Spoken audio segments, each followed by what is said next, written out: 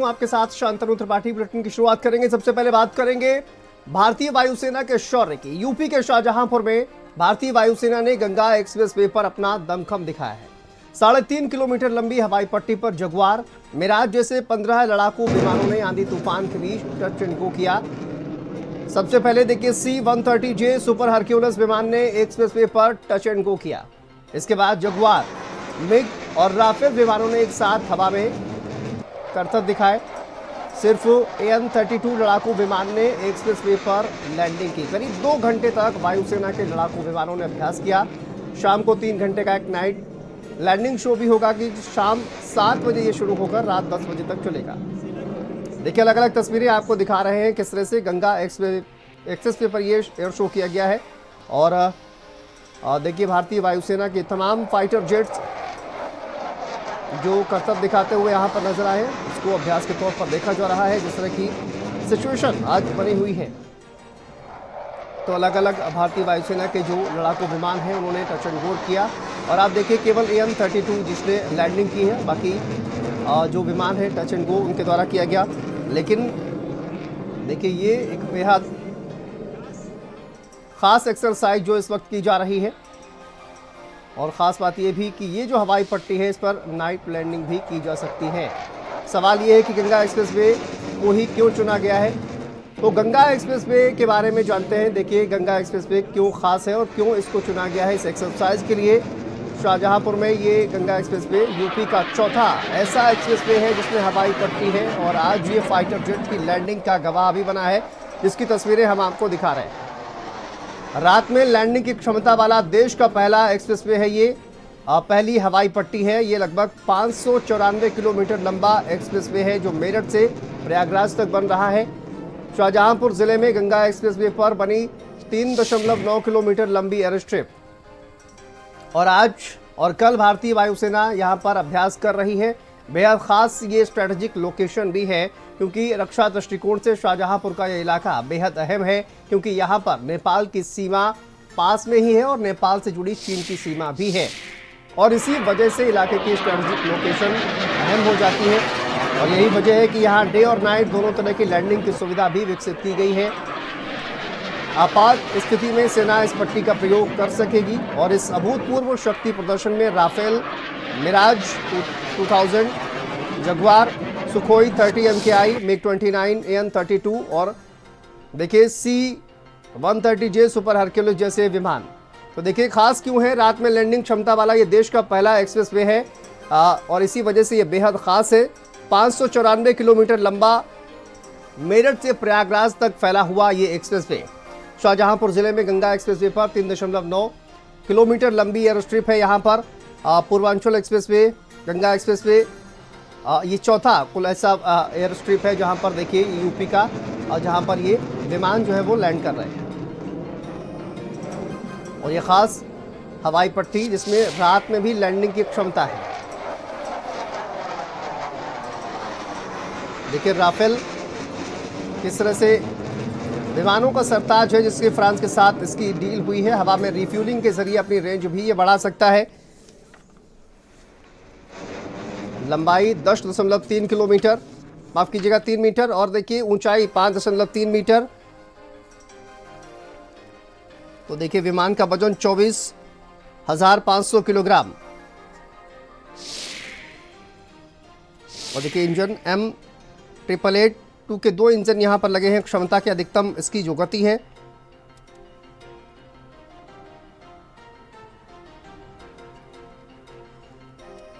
देखिए 1389 किलोमीटर प्रति घंटे की रफ्तार से ये दौड़ सकता है। चलिए खास मेहमान मेजर मोहम्मद अली शाह हमारे साथ जुड़ गए हैं, डिफेंस एक्सपर्ट।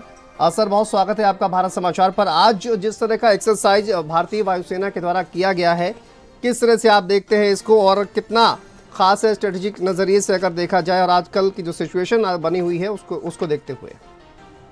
जी बड़ा अच्छा सवाल है आपका। देखिए इससे 3 चीजें सामने आती हैं। पहली बात तो एक युद्ध अभ्यास हो गया, एक तरीके से एक्सरसाइज हो गई। दूसरी बात एक संदेश दे दिया हमने जी। तीसरी बात हमारा दमखम जो है, हम गरजते नहीं है, हम सीधा बरसते हैं। बिना गरजे हम बरसेंगे। पाकिस्तान केवल गरजता है, बरसने की हिम्मत नहीं है इनमें। आपको मैं एक एग्जांपल देता हूं। मैं 65 में हिंदुस्तान पाकिस्तान का युद्ध हुआ, तो उस टाइम पे फील्ड मार्शल करियप्पा साहब तब इंडियन आर्मी के चीफ थे, तब जनरल करियप्पा साहब थे, और पाकिस्तान के उस तरफ को थे जनरल अयूब खान। जब एक एयरफोर्स के यंगस्टर जो बाद में एयर मार्शल से रिटायर हुए, एयर मार्शल करियप्पा जब यंग थे, इनको प्रिजनर ऑफ वॉर बंदी बनाया गया पाकिस्तान से, तो जनरल अयूब खान ने फोन किया, एक संदेशा पहुंचाया Indian ambassador, Pakistani ambassador to India को, बोला जनरल करियप्पा को मिलकर आओ। ऐसा था, उनका बेटा हमारे कब्जे में, हमें मालूम नहीं था, वो सर्विस कर चुके थे जब ब्रिटिश इंडियन आर्मी थी। तो जनरल करियप्पा क्या बोलते हैं? बोलते हैं कि जितने भी हिंदुस्तानी हैं वहां पर पाकिस्तानी कब्जे में, सारे मेरे बच्चे हैं, सबके साथ वही अच्छे सलूक करना, और मेरे बेटे के साथ भी वही सलूक होगा जो बाकी प्रिजनर ऑफ वॉर के साथ हुआ था। ये था हमारे जनरल। पाकिस्तान के जनरल क्या कर रहे हैं? जनरल आसिम मुनीर तो डर के बंकर में छुप गए थे, आज निकल कर आए हैं, टैंक पे खड़े होकर बड़ा हीरो बन रहे हैं। ये कोई हिंदी फिल्मों से प्रभावित है? कहां से है मालूम नहीं। अच्छा, या फील्ड मार्शल सैम मैनेक्शॉ से प्रभावित होंगे? मालूम नहीं। पाकिस्तान के जनरल चार्टर्ड फ्लाइट ले लेकर अपने परिवार वालों को मुल्क से बाहर भेज रहे हैं, डर के मारे कि हिंदुस्तान पाकिस्तान पे हमला कर देगा किसी भी वक्त। उनके मिनिस्टर ने बोला है 36 घंटे में हिंदुस्तान हमला कर देगा पाकिस्तान में, पहले बोला है। 36 घंटे तो हो चुके हैं भैया। हम इन पे वार वो करेंगे जिसकी ये कल्पना भी नहीं कर सकते। ये सोचेंगे उम्मीद लगाकर कि हम ये करने वाले हैं, हम वो भी करेंगे और हम ये भी करेंगे अलग से। तो पाकिस्तान जो अंदर से बिलबिला रहा है, डरा हुआ है, छटपटा रहा है, मेरे ख्याल से अच्छी बात है, करो ऐसा। अब तक हमने कुछ करा भी नहीं है, आप देखिए लॉजिकली, अब तक हमने कुछ करा भी नहीं है, लेकिन ये इतना डरा हुआ है भैया। जब कुछ करेंगे तो क्या, आप बताइए, आप उनके पूरे मुल्क में आप सोचिए आप। बिल्कुल, देखिए डरा हुआ है पाकिस्तान। मोहम्मद अली शाह साहब, मैं आपके पास वापस आता हूँ। हमारे साथ डीके पांडे साहब भी जुड़ गए हैं, रिटायर्ड कैप्टन है। सर बहुत स्वागत है आपका। आज का जो वायुसेना का जो शौर्य यहाँ पर देखने को मिल रहा है सर, एयर स्ट्रिप पर शाहजहांपुर में, किस तरह से आप इसको देखते हैं और किस तरह से एनालाइज करते हैं आज की सिचुएशन को देखते हुए? जय हिंद, बहुत बहुत धन्यवाद मुझे इस संवाद में बुलाने के लिए। जहां तक बात है कि जो आज हमने उपलब्धि प्राप्त की है, निश्चित रूप से सामरिक रूप से ये एक मील का प्रस्तर है।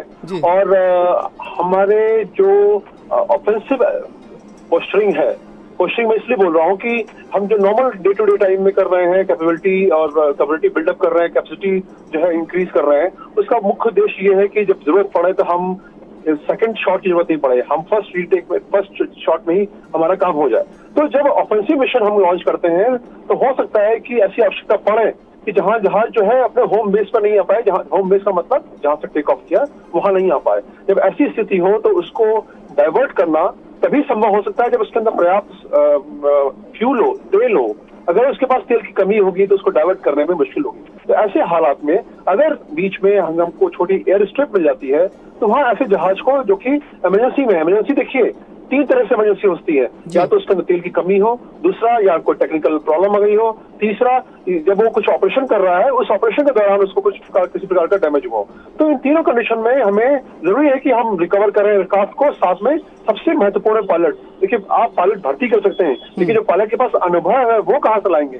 तो अनुभव की कीमत हमें जो है वो अमूल्य है, उसको भी हमको रिकवर करना है। तो मुख्य उद्देश्य जो है कि हम चलाना चाहते हैं पायलट को, जहाज को। अब वो वहां पर लैंड करेंगे, उसके बाद से हम वहां से उसको वहां रिकवर कर सकते हैं फॉर द होम बेस में। अब ये जो स्ट्रिप बना है, इसका फायदा क्या है कि आप दिन में और रात दोनों समय ये ऐसे ऑपरेशन में ये आपको हेल्पफुल रहेगा।